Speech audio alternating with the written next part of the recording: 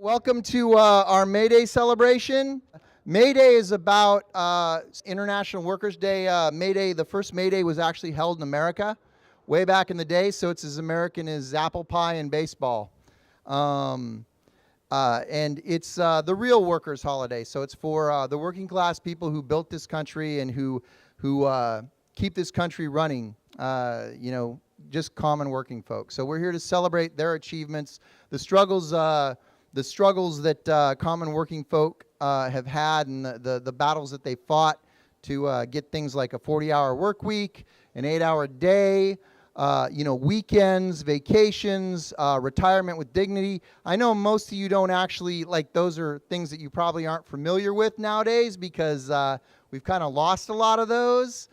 But hopefully we'll be able to take and kick some of those fights back up again and win them. But so we're here to celebrate May Day. We're here to celebrate workers.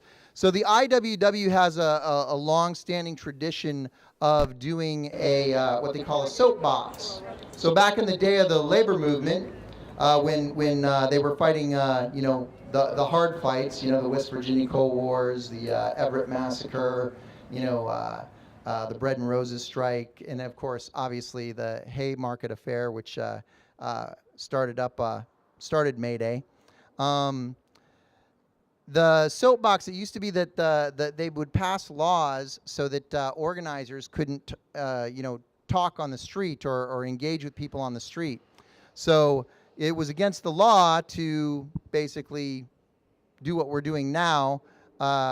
So what they did was they would get a soapbox and they would set the soapbox down and they'd hop up on the soapbox so that they weren't actually standing on the street and they couldn't arrest them. So the idea behind the soapbox is for working class people, for all of us, to come up and take about a minute or two to just tell your story, why you're here, why you believe in struggling or fighting for for the rights of workers. Or whatever battle or fight it is that you're interested in. Or if you just have a story about being a worker in Lane County. We hear, when we do our peer advocacy at ESSN and with the IWW and a lot of you DSA, I'm sure you hear those stories of workers that, have those bully bosses, harassment, low wages, not being able to pay their rent, things like that. So come on up and share your stories. So do I have somebody who wants to come up first? Come on. We need, who's going to kick it off? Come on. There's got to be one brave person up here. There you go. An open mic? Oh, hell yeah. I got opinions. Are you ready? So anyway, I'm active in the housing struggle to get so that people can have a place to live without having to spend, a third or a half of your lifetime income paying off landlords and paying for a place to have a roof over your head. And so in researching this, I was looking at the properties that the city of Eugene has bought out on the edge of town here. They bought a square mile of land out by LCC. You go over 30th Avenue. There's a bunch of it on the left-hand side on the top of Coryell Ridge, and then a whole bunch more on the right side of the 30th Avenue wall, that big valley there behind LCC. And they bought that land for like $10,000 an acre or $5,000 an acre.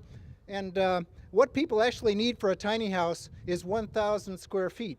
That'll be like 25 by 40, like a couple of these square tiles here, or 4 of them really. And the cost of 1,000 square feet out of that square mile that the city of Eugene bought is, guess how much? $200.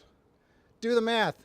So for $200, you could have 1,000 square feet of land if the city of Eugene was on your side, right? If the city and the county was on your side, then you'd be able to have a piece of land that cost $200 free and clear and fee simple that you could live on, and you could build your tiny house or park your trailer or park your RV. And yeah, it might look a little bit like Arkansas, but it would look a lot like freedom to me. So anyway, I'll just let it go there if anybody else wants to take it up and tell me about your grievances. Hi. I'm Kathy, and I'm here to talk about health care for all Oregon. Woo! We all need it, we all want it, and we all have a story to tell, right? Everybody's got a health care thing.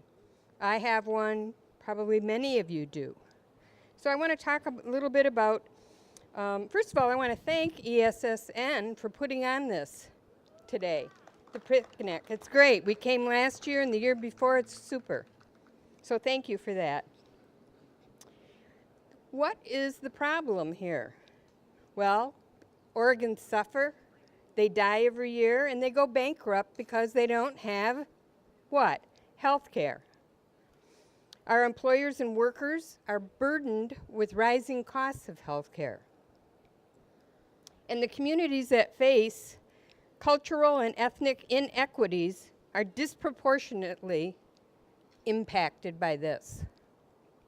But we do have a solution, and it's called single payer. So it's better care for more people for less money. And you have freedom from worry for your family, health care, and freedom from health insurance companies and the complexities that those companies cause. As we all know, we've been on the phone many times. It doesn't matter which one you have. I'm sure you've talked to them. So our mission is to create a comprehensive, equitable, affordable, public-funded, high-quality universal health care system that serves everyone in Oregon. I'd say that deserves a few claps there. I want to tell you about something exciting and that's happening right now in our state legislature. And it's Senate Bill 770. And right now they just did an amendment to Senate Bill 770. And it is in the legislature, and it will be going to Ways and Means. And they will be figuring out how to pay for this health care. And they have created a commission that will be doing the study and figuring out how to pay for it. So we are super thankful to Senator Manning and all the people that have co-sponsored this Senate bill, and also for all the members that have signed up for it in support. So we'll be going to Ways and Means next.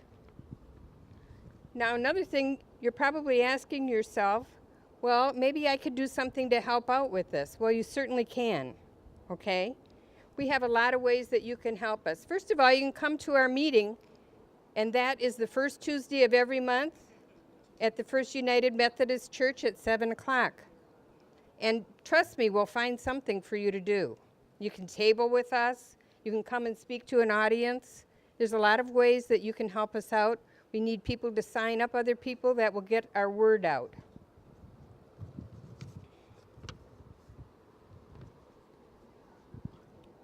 So not only do we want to sign, if you would like to stop at our table over here, our Healthcare for All Oregon, or we refer to it as HCAO, sign our statement of support. If you'd like to make a donation, no donation is too small. It all adds up. And we need volunteers to spread the word by tabling and becoming a member of HCAO. So I want to thank you for listening, and come and see us at our table.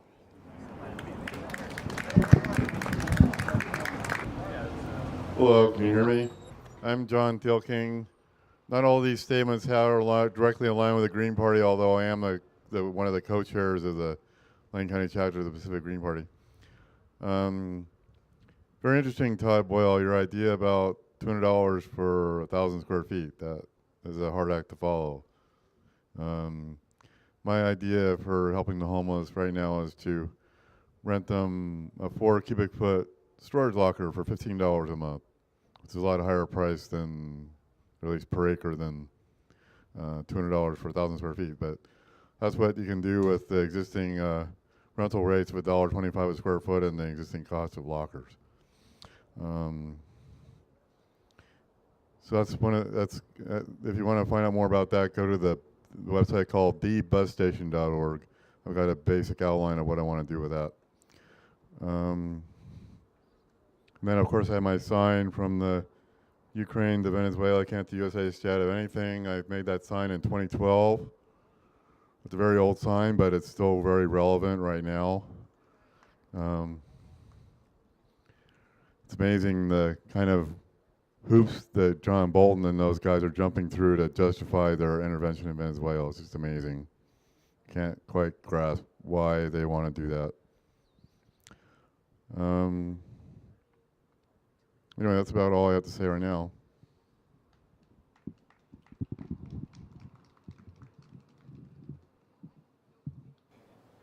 So, anyway, I'm here with Michael Marchman, and he's with the GTFF and other unions. And as a non-union member, I wanted to ask a real union representative of the inherent tension between unions struggling for health care coverage versus universal health care. Because as we saw during the Obama era, we saw a struggle between the members of society who have health care, that was veterans, and it was some union members and other segments, even Medicare recipients, who did not support universal health care. And as a result, we don't have universal health care.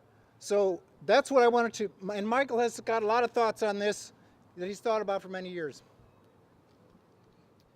Hi, everybody. Yes, my name is Michael Marchman. I'm an organizer, staff organizer for the Graduate Teaching Fellows Federation. And I'm also a member of DSA. I'm also a member of Solidarity and a number of other organizations. But the GTFF right now is in contract negotiations with the university. GTFF's the Graduate Teaching Fellows Federation. We're AFT, American Federation of Teachers, Local 3544. And we're in negotiation with the university over for a new contract. We have an outstanding health insurance package. It's probably the best health insurance of any graduate union in the country. And that's partly because we own and control our own plan. So we don't have to haggle with the university over the details of a plan or accept a plan that they want. We set and manage our own plan, and then we fight with the university over how much they're going to pay for it. And at the moment, they pay 95% of the cost. So we have an excellent insurance policy at a super good cost. And we're fighting for it, and the university right now is making an effort to undermine it and gut it. So to Todd's question, there is this inherent conflict we've got between the struggle for health insurance and quality health insurance on an individual or a group basis versus insurance on a national basis. And there's variation and different opinions within the labor movement for sure on this. So I'm going to talk from my own perspective, not as a representative of the GTFF.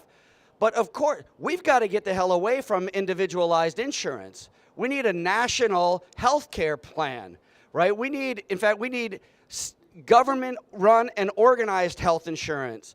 And until we reach that, at the very minimum, we need some kind of a universal coverage, single-payer health insurance plan, because all this process where we're struggling individually at workplaces, those of us that are lucky enough to have a union and have insurance tied to our employer, we're struggling over little details, and we're still at the mercy of our employer. We're still at the mercy of the insurance companies. We're still at the mercy of the medical suppliers.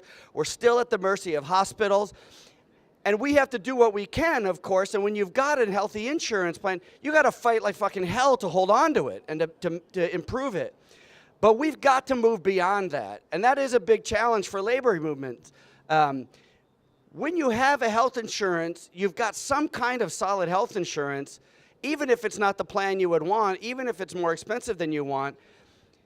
It's scary to imagine moving to something where you don't have that and don't have that control.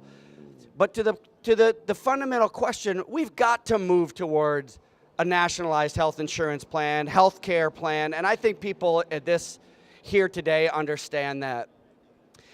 And part of that struggle, I think, needs to be through campaigns, whether they're health care for all or other sort of mechanisms to work on a national plan. That's one thing. But we've also got to fight like hell, and we've got to get more people in unions. And then the unions, people in those unions have got to struggle internally to make sure that the leadership of those unions, whether that's local or state or national or international, are actually fighting for, seriously fighting for, and on the side of the creation of nationalized health care. And some good examples of that, or a good example of that, would be United Electrical Workers, for instance, which is my former union that I was a member of, that of course, fights for their own members to have health insurance at their workplaces, but is absolutely fundamentally committed to nationalized health care. And that's something that we've got to do. And I think that all of us in our organizations have a role to play, and certainly members of labor unions have an important role to play. And we've got to do a lot of pushback that's often really hard against our national leaderships. That's true in the AFT that I'm a part of. It's certainly true when it comes to the AFL-CIO, and a lot of the national unions and federations have risk-averse leadership. And that's only going to change when rank-and-file members and when local unions start to intensify their pushback against those leaders. So I sit here with a shirt that says build militant unions, and I mean it. And we need to build militant unions not only to fight the boss, but we need to build militant unions that are also pressing the leaders of the labor movement who are in desperate need of some shoving in the right direction. Thanks. All right, ladies and gentlemen, so we're going to do a little entertainment here. How many here who know who Mark Ross is?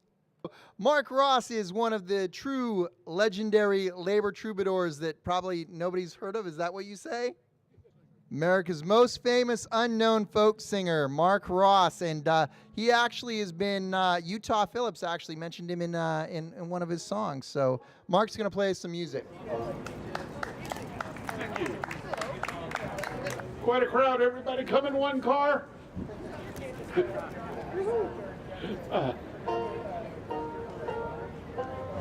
Come all of you workers, good news to you I'll tell. How the good old union is coming here to tell. Which side are you on? Which side are you on? Which side are you on? Which side are you on? This song is from Harlan County, Kentucky. A gang of gun thugs and cops showed up at this cabin one day to look for a union organizer who wasn't there. He made his escape out the back, and they ripped the place apart looking for him. And after they left, his wife took down an old calendar from the wall, and she wrote these words on the back of it. It's got a neat and dandy chorus you can sing along on, 4-part harmony with plenty of feeling.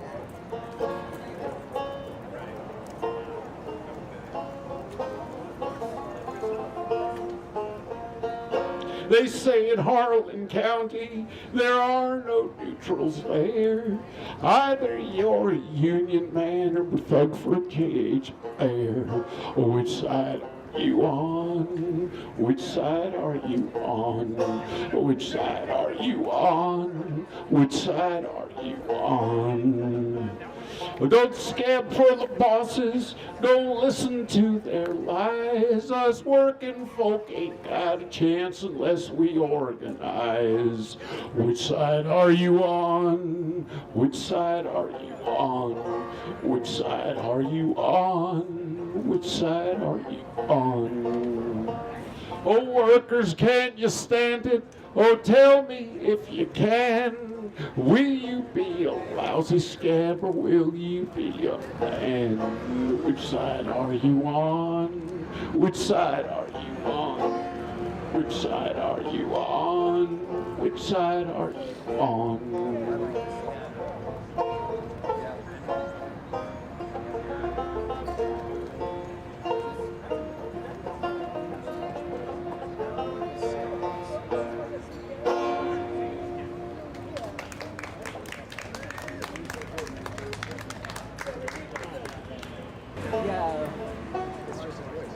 I worked 20 years in a factory. I did everything I was told. But now that I'm getting too lazy, they say that I'm getting too old. Soup, soup, give me a bowl of soup. Soup, soup, they give me a bowl of soup.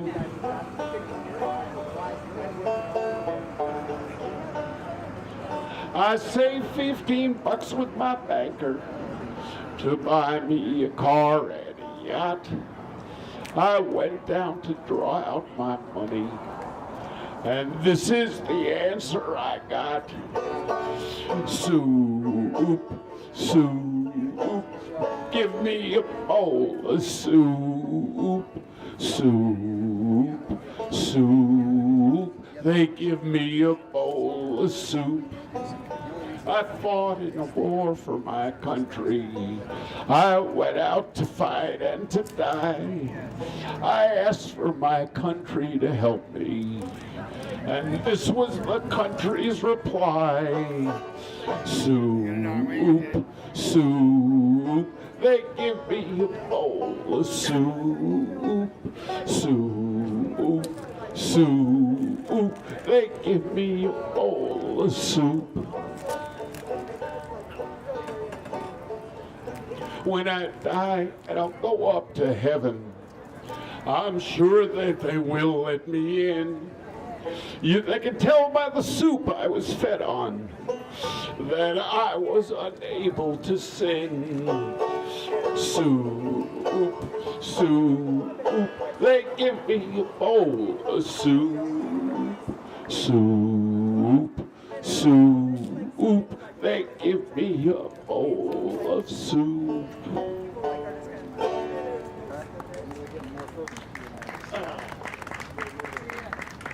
To finish off with one song, this song should be a national anthem, but I can't see soldiers singing it, marching into battle, unless they're soldiers, worker soldiers. As I was walking that ribbon of highway, I saw above me that endless skyway. I saw below me that golden valley. This land was made for you and me. This land is your land. This land is my land. From California to the New York Island, from Redwood Forest to the Gulf Stream waters. This land was made for you and me. Well, I roamed and rambled, and I followed my footsteps of the sparkling sands, your diamond deserts, and all around me a voice was chanting, this land was made for you and me. This land is your land. This land is my land. From California to the New York Island, from the Redwood Forest to the Gulf Stream waters. This land was made for you and me. When the sun comes shining and I was strolling, deep wheat fields waving, the dust clouds rolling, the fog was lifting, there's a voice comes sounding. This land was made for you and me. This land is your land. This land is my land. From California to the New York Island, from the Redwood Forest to the Gulf Stream waters. This land was made for you and me. By the welfare office, in the shadow of the steeple, on a Sunday morning, I saw my people as they stood there hungry. I stood there wondering if this land was made for you and me. There was a big high wall there that tried to stop me, and a big old sign said private property, but on the other side it didn't say nothing. That side was made for you and me. This land is your land. This land is my land. From California to the New York Island, from the Redwood Forest to the Gulf Stream waters. This land was made for you and me. Yes, this land was made for you and me. Thank you. All right, so I guess I'll take a turn at the mic, but even though I did it before when I did the introductions. So what I actually am going to talk about isn't 15 now. What I'm going to talk about is workers, basically just straight up working class. All right. So how many people here are make more than $50,000 a year? No hands. All right, good. So probably most of us are working class. Just saying. So I guess what I want to say is, well, like I said before, America was created by the working class. All right. And what's happening now in America, we're seeing the destruction, or we've seen the destruction of the working middle class that unions and workers created. And the people that are destroying the working class, the enemy, and they are the enemy, is the big corporations, corrupt politicians, which are pretty much most of them. We'll cut Leonard over there a little bit of slack over in Springfield. All right. But yeah, the corrupt politicians, the wealthy corporations, and how are they defeating us? How are they beating us? Why is it that with workers having a 65% of approval rating of unions that were at less than 10% union membership? It's because they keep us divided. They keep workers divided, and how do they keep us divided? Well, they use a lot of tools and a lot of tactics, right? They keep us divided by race. They keep us divided by our religion. They keep us divided by where we were born. And you see that on the news all the time. And until we can get past those divisions, those things that make us different, and focus on the things that make us the same, which is the fact that we're all in the working class, then we're going to continue to lose our battles and lose our fights and lose our struggles, and we're going to continue being wage slaves. So what we need to do is we need to start as workers. And most everybody here, I'm sure, I mean, most of us are from groups, DSA, ESSN, IWW, Our Revolution, Healthcare for All, Community Rights Lane County. We all kind of are aware of what's going on, but where I think we need to focus, or my genuine belief is, we always hear about going to the politicians, lobbying the politicians to make things better. I say that is absolute bullshit. Sorry. Oh, wait, kids here. That's a bunch of BS. And the reason it's BS is we don't want to go and ask the politicians for anything. What we need to go is we need to go to the politicians, and we need to demand, as one group of working class people, that they give us back that we take back our country, but they start working for us and not for the corporations. And if they don't do it, they always say, get them out and get a new one in. If they don't do it, go after the corporations. The power that the working class people had back in the day wasn't going to their politicians hat in hand and asking them to fix things. They went after the corporations. They went after the dollar. So, good example, we just had this weekend, Eugene Marathon. Woohoo! Lots of people running around. How much money did that event bring into Eugene? A lot. Usually they say around 1 to 2 million for the Eugene Marathon. Tracktown 2021, how much money do you think that event's going to bring into Eugene? Millions and millions of dollars. So, if you want to really if you have an issue you really want some change on, then my suggestion to you is get up, get off out of the chairs, and organize. Don't say, oh, I'm going to wait until 2021 and then have a big rally. What you do is you organize now, you show them that you mean business, and you tell them that you're going to target 2021 if they don't meet your demands. That's what bargaining, or that's what real organizing does. You need a strategic plan, you need to think about what you're doing, and you need to have a long vision. And if you can do that, 2021 is just a couple years away. Imagine next year for the Eugene Marathon, if you just did an action, didn't even close it down, just held it up for about an hour. Few people get arrested, whatever. Then you go to the city council and you tell them, hey, you saw what we did here? That's nothing. If you don't build us a homeless shelter, if you don't, what's the environmental, I know 350's not here, so I don't have to worry about them mugging me for not remembering what it is that they're doing with the the climate ordinance. But they want that climate ordinance, right? Hey, if they don't meet the benchmarks by 2021, then they tell them, we're going to close down Tracktown.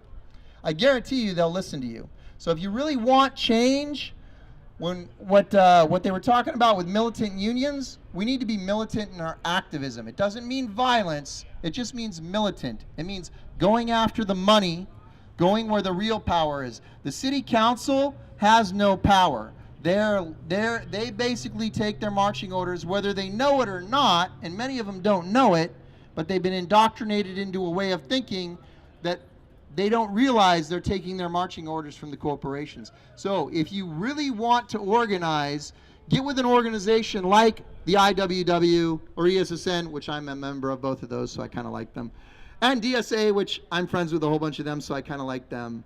And then the Neighborhood Anarchist Collective, any of them, whatever, floats your boat, whatever you're most comfortable with, get with them. And if they're not militant enough or organizing enough, then push them to do it. So that's my 2 cents. Thank you.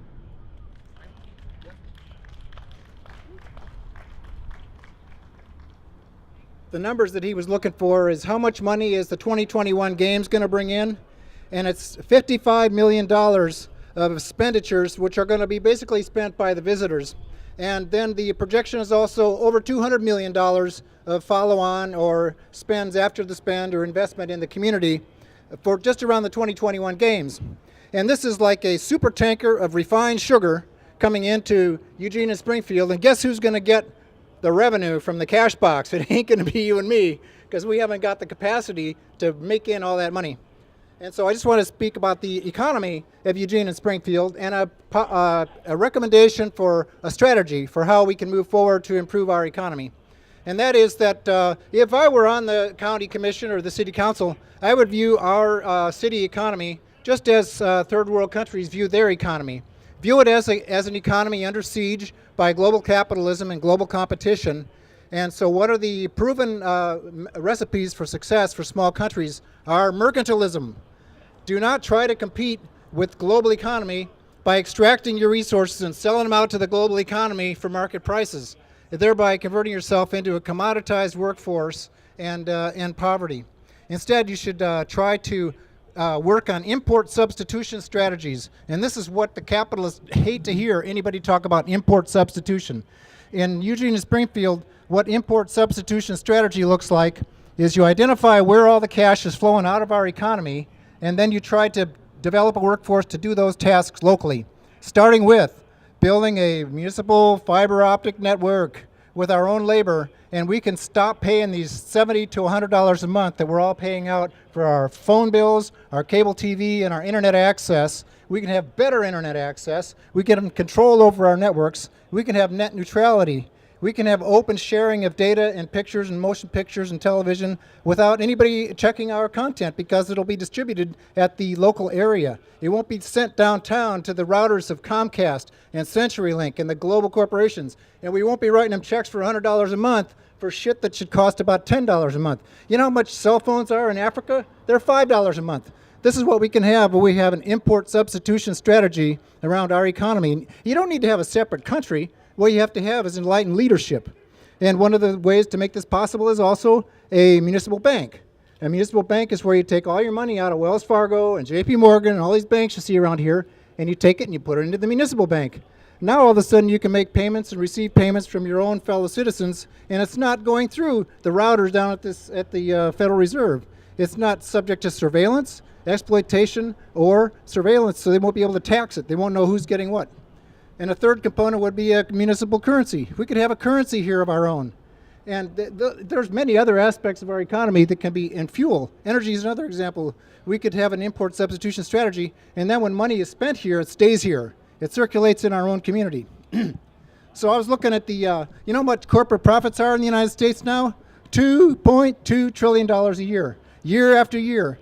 That's more than all of Social Security, all of Medicare, plus all of Medicaid, all added up together, isn't as much as corporate profits in the United States. Corporate profits are so huge, it's just ridiculous. Nobody ever talks about it. $2 trillion a year after year. And so what is our response? Congress cuts the tax rate for 35% down to 21% to make them even more profitable. And so what's the response of the Democratic Party in all the 50 states in the country? They could raise their income taxes on corporations by 14%, right? To take back all that money that was given to the corporations by the Republican Party. And what did all 50 states Democratic parties do? Nothing. Nothing. They let the corporations keep all the money. So, the problem is our duopoly party system. I know they're starting to line over here. I got some people riled up, so I'm going to step aside. Thanks for listening.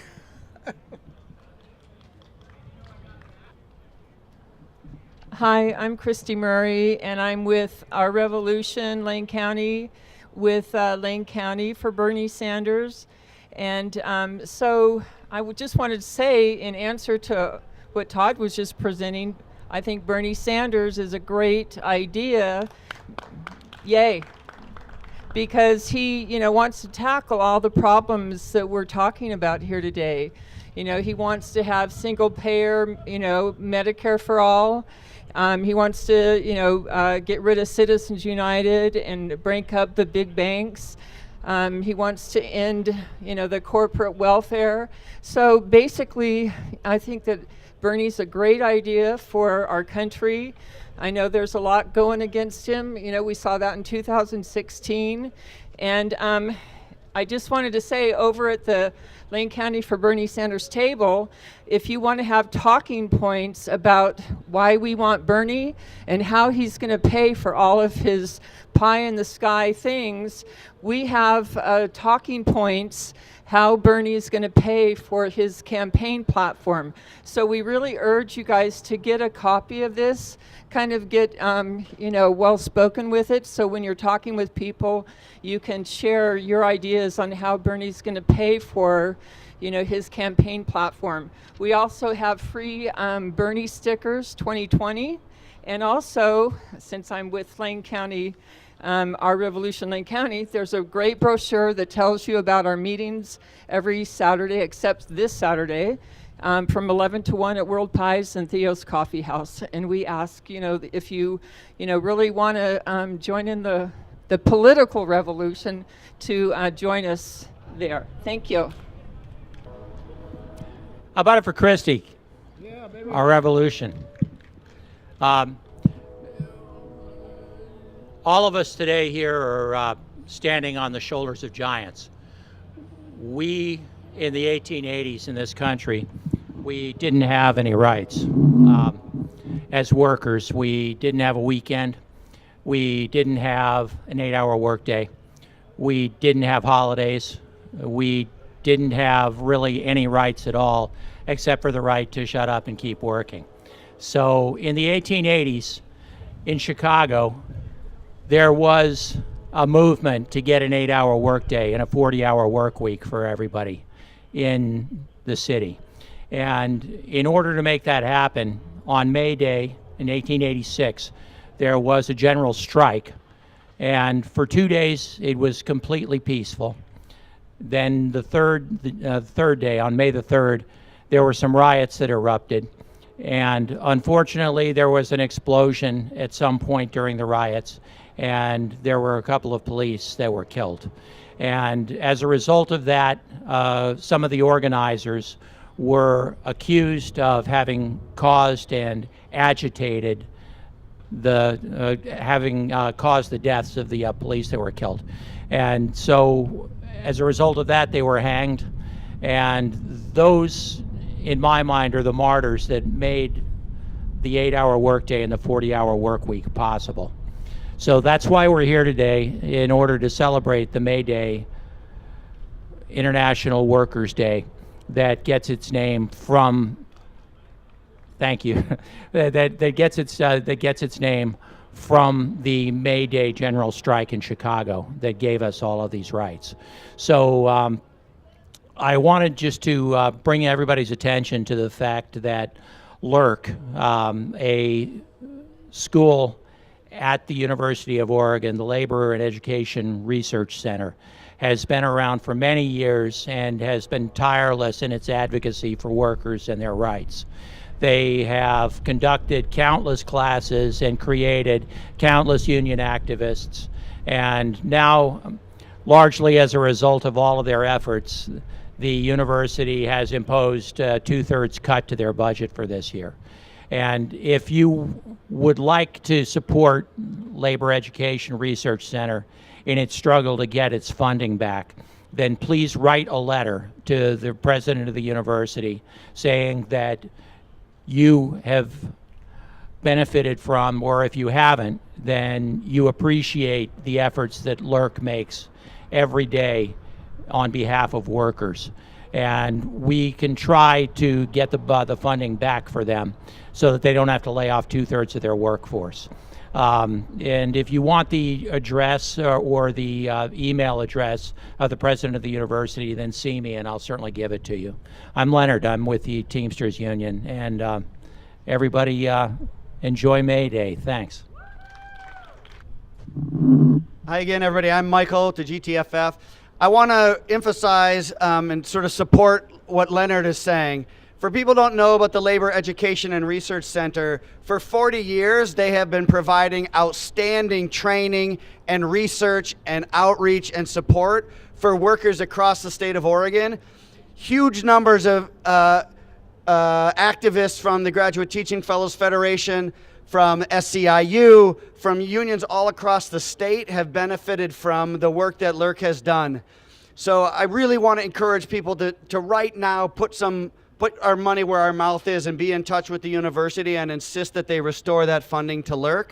You can sign an online petition at savelerc.com and get more information as well. But LERC is a gem for this state, for workers in this state, and we got to rally right now and make sure that they're able to survive, because a 2/3 budget cut is a death sentence for them in terms of being able to do the work that they've been doing. So savelerc.com.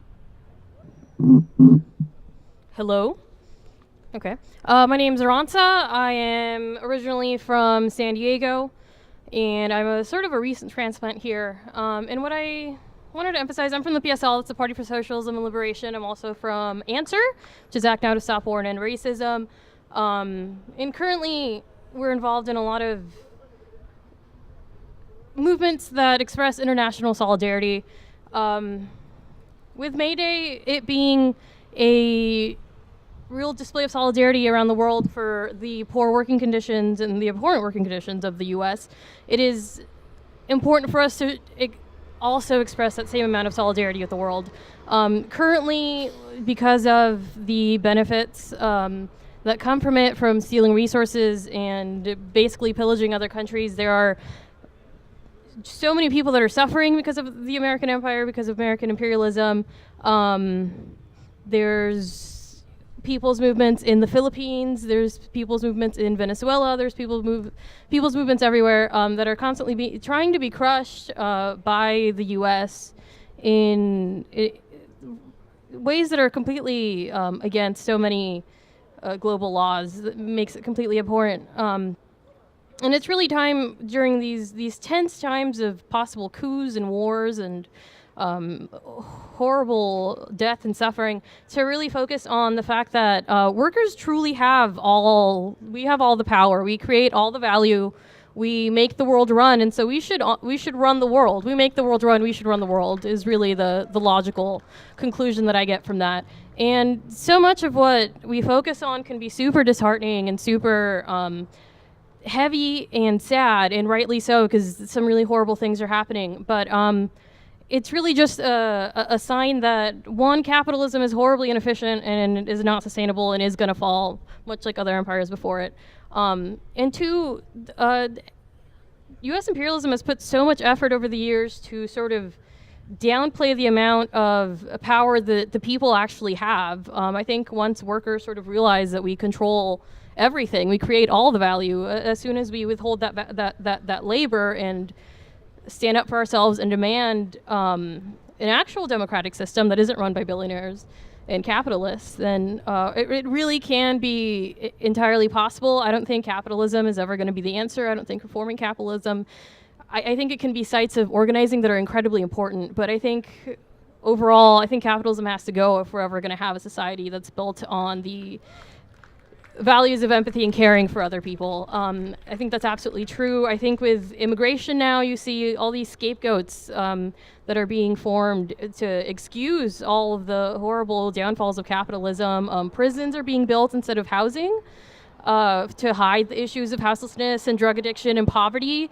There's a movement for no new jails in NYC, which the people that are making it have said that eventually it'll be transitioning into housing for people. When you think of the absolute overabundance of houses that are empty, that's completely unacceptable. We don't need new prisons. We need people who don't have homes to be put into homes, people that have been renting to own those places that they have been renting. We need guaranteed housing, guaranteed health care, guaranteed jobs, working conditions, disability resources, medical care, all of it. And it could totally be possible. You spend so many billions of dollars on war and on suppressing people's movements and people's power. And just that, for me, it makes it incredibly sad to think about. But also it gives me a lot of revolutionary optimism that as soon as we take power back, because we have really everything we need to take power, we will also have access to incredible resources, which we can then decide how they will actually be put into the world and the standards by which we choose where those resources go. And so I know we have to talk about all the negative things to fight the negative things, obviously, but I also want to say that it makes me incredibly happy and hopeful to see so many people here. I think if we keep organizing and we keep sort of speaking truth to power, I think that we're definitely going to win. It has to come down, right? So yeah, thank you. Hi, well, I'm glad to follow that speech. So capitalism, as it turns out, I'm not so sure if capitalism will fall. It might. I don't know, but people are pretty scared because people seem to need a lot of money to pay those landlords, right? Anybody here not scared to not pay the landlords? Oh yeah. There's a but I know, of course, I'm speaking from a position of privilege. It's pretty touchy subject to actually talk about the subject of making money obsolete, right? It's not as easy as just like Rick on Rick and Morty turning the 1 into a 0 and making the currency of the galactic empire worthless and collapsing it magically, right? We actually have to bend the arc of moral justice in the way, and so but I happen to have a lot of privilege here, white, male, childless, I'm no health problems, so I'm super privileged and so it's super easy for me to get away with camping out around here without paying any money to any of the landlords. It's so easy. And so perhaps some of you might be wanting to get this wrapped up. I'm sorry. It makes you very uncomfortable to get real, doesn't it? But anyway, so if y'all know anybody with such privileges that can proceed not to pay rent, I would recommend not doing it. And there are villages around here, and if anybody's interested, which I doubted, and I'm sorry I made this speech, but at least the cops walked away. But yeah, then I would definitely get in touch with me, and I can put you in touch with some people that might be inspired to camp out, that are camping out together around here, and have some plants in front of their camp right now, and a few more plants spreading along the river and or people's yards with permission. And we just might be growing our own food supply, and then we would be doing just what the Native Americans were doing around here before all of you annoying white people showed up, in which they were not paying landlords, and they grew and gathered all of their own food and medicine and didn't use money. Gee, maybe we could do that again sometime, because then we wouldn't have to see the complete destruction of the earth by capitalism, right? Wouldn't that be cool to have a future, right? So, yeah, I don't know. I don't think we're going to defeat capitalism. I think y'all are too afraid. Sometimes it's because you might have kids that could get taken away or stuff. Like, if you don't pay for a house, I get it. Yeah. All right, well, enjoy the Matrix and enjoy your doom, everybody.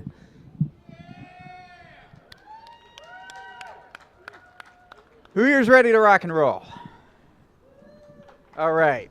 So, some of y'all may know, may not know. I'm Phelan. I'm one half of the Spartacast League. We do a podcast. But today, I'm actually just here going to read something. It's What is a Boss? It's just something the IWW picked out here. So, When the body was first created, there was a contention among the component parts of the body of who was going to be boss. The brain said, since I am the nerve center and I control everything and does all the thinking, I should be the boss. The feet said, no way. I carry all the weight, therefore I should be the boss. The hands said, since I do the manual labor and earn all the money to keep the rest of you going, I should be boss. And the eyes said, since I must look out for all of you and let you all know when danger lurks, I should be the boss.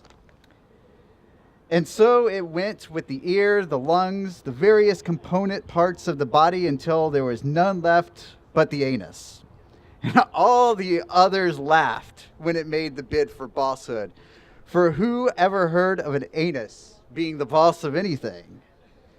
This rebuff upset the anus so much in a peak of anger, it caused itself to shut off completely and refused to function any further. Soon the brain was feverish, the eyes crossed and ached, the feet were too weak to carry the load.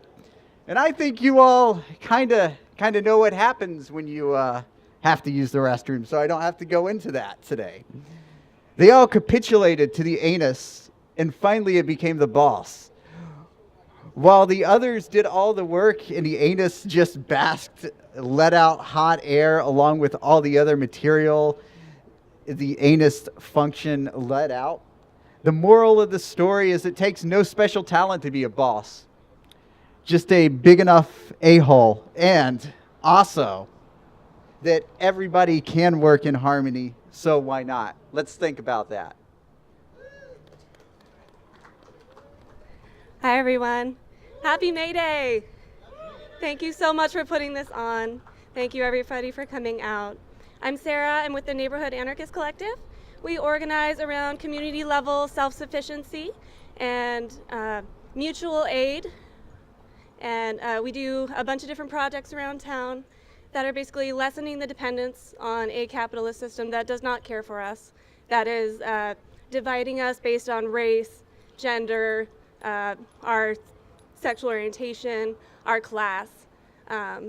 And we need to come back to building a community that is based off of equality and mutual aid. And so that's definitely a lot of the goals of our projects. One of our projects is the Share Fair, the Solidarity Share Fair. We do that at the last Tuesday of every month. And we provide resources and services for people who are houseless, who have been left behind and forgotten about, and who the state has not provided the care for that's needed. And there's many people who are very much working class, who have worked very hard, who may have disabilities, who have been forgotten and left behind because we're cheap labor in the end. And so the Solidarity Share Fair brings resources that are circulating through the community that would have otherwise gone into the waste stream, and we give it to people who are in need. And we don't have any kind of barriers for that, resources that we give out. So we do food, we do clothing, we have donations that come in all throughout the month, and we do a big event that is welcoming to people who are houseless and gives them services. We connect with Occupy Medical, with Whitebird Clinic, and Ophelia's Place has come before. We have a lot of community groups that help out houseless people that have helped with our cause. We usually have about 200 people that show up every month and benefit from our services and just feel welcome and feel like they have a community again and feel like they can help out or they can just come and get what they need. So that's definitely, we want to bring it back again to community mutual aid. The next Share Fair is happening May 28th. It's from 3 to 6 p.m. and it's going to be at Monroe Park. And we're always looking for more volunteers. We have a sign-up list for anyone who's interested in getting involved in the Share Fair or other Neighborhood Anarchist Collective projects right over at our nice little table. And again, I want to give a shout out to all the people who have organized in the past to give us the rights that we have today. Thank you so much. Hey, let's have a shout out for the unions, huh? Yeah? You know, we're sitting here today saying celebrate May Day, which is celebrating unions, right? But be careful, the fight is never over. What happened last year with the Supreme Court decision? Has anybody heard what that decision was? What was the name of the case? Janus versus AFSCME. Yeah, that turned every public employee into a right to work wherever they're working. A right to work. This whole nation is a right to work nation now because of that one decision by the Supreme Court. So that means that the fight is not over. It's a new day, all right? So what happened? The right wing, and that goes by many names, thought that the unions would erode away, but they didn't, did they? Now they're stronger than ever. They are gaining in membership. Why? Because the workers in those workplaces are fighting and joining. So I want you all to think about this. No matter where you're working, form a union. All right? Thank you. An open mic. Oh yeah. So just in case anybody was wondering, what is a speculative bubble in housing? A speculative bubble is when global capitalism decides that the prices in your city are going up a little faster than other cities, and so they start buying up your land and houses just because it's going to go up. This is called a speculative land bubble. And you notice that almost all over the United States, houses are cheap and they're falling down, and you can go, but those places are not the topic of a speculative bubble. So how much money does global capitalism have? The total bank balances in the world today are $100 trillion. 100 trillion. Okay, that's so much we can't even comprehend. But just for example, and this is hot money, this is bank balances. This isn't investments and mutual funds and stuff like that. This is bank balances, $100 trillion. Now, if those people started to worry about inflation or the loss of value of the dollar, they'll be interested in buying real estate, right? And so how much would real estate go up if all those $100 trillion came into the U.S. housing market? There's about 80 million houses in America. And of those, about maybe at the most 20 million are in speculative bubbles like the LA or San Francisco or Seattle or Eugene. 20 million houses. So if you take $100 trillion and it goes chasing after 20 million houses, how much money would they have to spend on each house? If you divide $100 trillion by 20 million houses, that's $5 million per house. Do they have enough money to buy all our houses? Do they have enough money to buy them and jack the rent and rent it back to us at double the price? That's what a speculative bubble is. They have $5 million to buy every single house in the United States that's in a hot real estate market. And thank God there's other countries that have hot markets like London and Tokyo or wherever. So like I was saying about the cost of land, the actual cost of land around here is for 1,000 square feet of land that you need for your tiny house or to park your camper is about, anybody remember? $200 for 1,000 square feet of land. Now, why can't we realize those kind of prices on land here inside the city of Eugene? Because the city and county maintains a comprehensive fabric of barriers against anything being cheap. And it's intentional, because there's not a single place. I've rattled all the doorknobs and they're all locked. There's no cheap way to live. You can't park your car, your camper, or live in a trailer. You can't divide the land into smaller pieces. The average lot in Eugene is 6,000 square feet. Who the hell needs 6,000 square feet? Why don't they let us subdivide those lots? Any of us could go down there and buy one of those lots and divide it into 6 pieces and start plunking down our RVs. Why not? Because they have a comprehensive fabric to make sure that nothing can be done cheaply. And that supports the escalation of property prices. But more importantly, it prevents people of lower classes from moving here. Because one thing that Eugene doesn't want is people of lower classes moving here. Let's just say that the policymakers who control Eugene. So they deliberately maintain a comprehensive fabric of land use restrictions, making it impossible to live cheaply in Eugene. And they do it on purpose. They do it on purpose because they don't want riffraff moving in here. So what's actually moving in here is whoever can afford to move here. We're getting the wrong types of people moving into town. We're getting rich people moving here. This is called gentrification. And what happens then is a general cultural rot sets into your city where there's no art, there's no poets, there's no people of color or indigenous people, there's no elders, there's nobody who doesn't have money.